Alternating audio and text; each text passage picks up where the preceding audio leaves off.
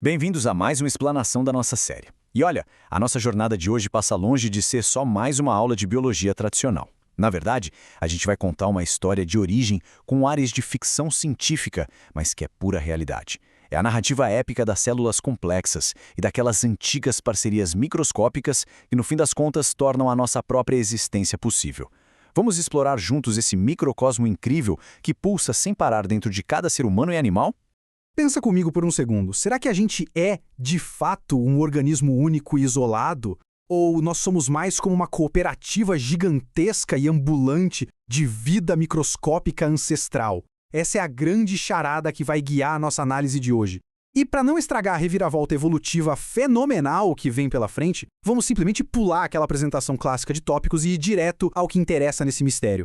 Parte 1. O mundo eucarionte. Bom, vamos mergulhar nisso. Para entender quem somos nessa nossa escala macro, a gente precisa primeiro descer lá para o nível celular. É exatamente aqui que a gente conhece as nossas próprias células de verdade. Se você observar a natureza, existe uma divisão claríssima logo de cara. De um lado, a gente tem os procariontes. São seres bem mais simples, primitivos, com um diâmetro de até 5 micrômetros no máximo. O material genético deles, o DNA, fica solto boiando no citoplasma. Do outro lado da moeda temos os eucariontes, que são as células que formam o nosso corpo e o dos animais. Essas estruturas são super complexas, podendo ser até 20 vezes maiores. Elas têm um núcleo de verdade, um cofre protegido por uma membrana para guardar o DNA com segurança. E é todo esse alto nível de estrutura que permite um funcionamento infinitamente mais avançado do que o de uma bactéria qualquer. Para trazer essa ciência sensacional direto para a nossa realidade, é só pensar no seguinte. Se a gente der uma raspadinha de leve na parte de dentro da bochecha e colocar esse material sob as lentes de um microscópio óptico com os corantes específicos, cara, o que se revela não é mágica. As estruturas eucariontes complexas que a gente acabou de discutir estão todas ali.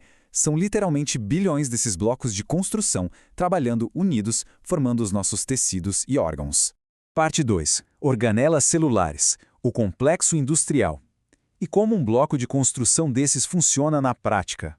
É bem melhor a gente tratar a célula eucarionte não como uma bolha de água parada, mas como uma fábrica colossal em pleno funcionamento. É um complexo industrial super especializado. Lá no chão dessa fábrica, a gente encontra um maquinário incansável que são as organelas. Tem o retículo endoplasmático rugoso, todo salpicado de ribossomos, focadíssimo na síntese de proteínas. Tem o retículo liso, que já cuida da produção dos lipídios essenciais para as membranas. Aí entra em cena o complexo de Golgi, funcionando como um verdadeiro centro logístico de empacotamento e exportação, dando aquele trato final nas proteínas. E claro, os lisossomos, a grande equipe de limpeza da célula, fazendo a digestão e reciclando as peças velhas da fábrica. A quantidade de trabalho sendo feita ao mesmo tempo, de forma coordenada numa única célula, é impressionante. Agora, o que é muito interessante nessa comparação é como o maquinário precisa mudar dependendo do produto final, sabe? Células animais e vegetais têm necessidades bem diferentes. Plantas precisam da parede celular, de vacúolos enormes para armazenamento e, obviamente, cloroplastos para fotossíntese. Mas repara bem ali no meio, as mitocôndrias batem ponto nas duas. Tanto faz se é uma planta, um cachorro ou um ser humano. Todos dependem dessa mesmíssima estrutura para gerar uma quantidade absurda de energia. Parte 3. Mitocôndrias, geradores de energia. O que nos leva, é claro, a mudar o nosso foco totalmente para a grande estrela dessa fábrica celular. A verdadeira usina de força que mantém tudo rodando. Esse trabalho absolutamente vital da mitocôndria se chama respiração celular. É aqui que moléculas orgânicas, tipo os ácidos graxos, são oxidadas para forjar a energia que abastece tudo. Vamos ligar isso com a nossa vida real. Cada batimento do seu coração agora, cada respiração, a energia que o seu cérebro está usando para entender o que eu estou falando neste exato segundo, tudo isso gasta um baita combustível. E esse combustível está sendo fabricado sem parar, lá dentro das suas células, por milhares de mitocôndrias. Se elas parassem, a fábrica inteira desligava. Parte 4. A teoria endossimbiótica.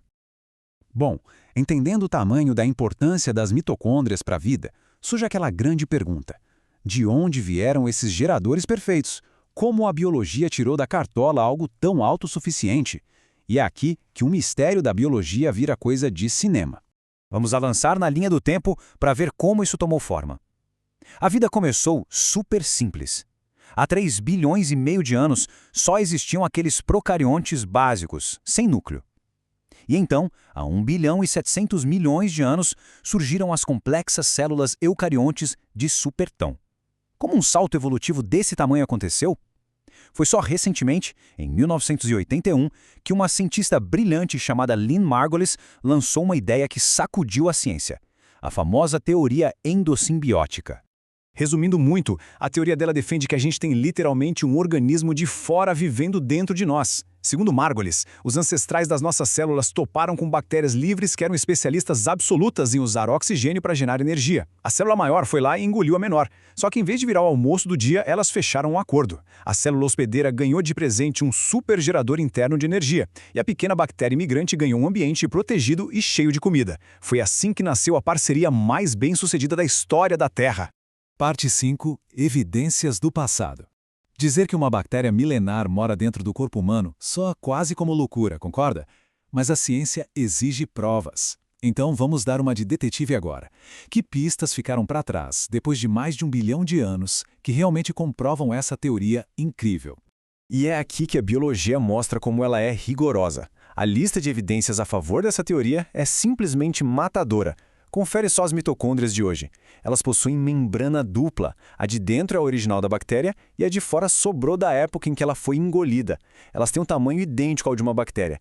E mais, possuem ribossomos próprios com um padrão claríssimo de procarionte. E como se não fosse bizarro o suficiente, tem antibiótico que afeta a produção de proteína da mitocôndria exatamente como faria combatendo uma infecção bacteriana. O grande ponto crucial dessa história toda é que as mitocôndrias guardam seu próprio manual de instruções genéticas. Do mesmo jeito que a gente consegue extrair o DNA do núcleo celular no laboratório e ver aqueles fios em solução aquosa, a mitocôndria guarda o próprio DNAzinho circular, totalmente solto e livre de estonas, completamente separado e independente daquele nosso DNA principal que fica no núcleo. É sério, elas ditam suas próprias regras. Se um músculo seu avisa que precisa de mais energia, elas decidem se dividir sozinhas, autonomamente, sem nem pedir permissão para o resto da célula. O que nos joga de cabeça nesta última reflexão? Depois de desbravar tudo isso, desde o funcionamento básico do chão de fábrica até o coração desses motores celulares, a gente chega a uma provocação que explode a cabeça.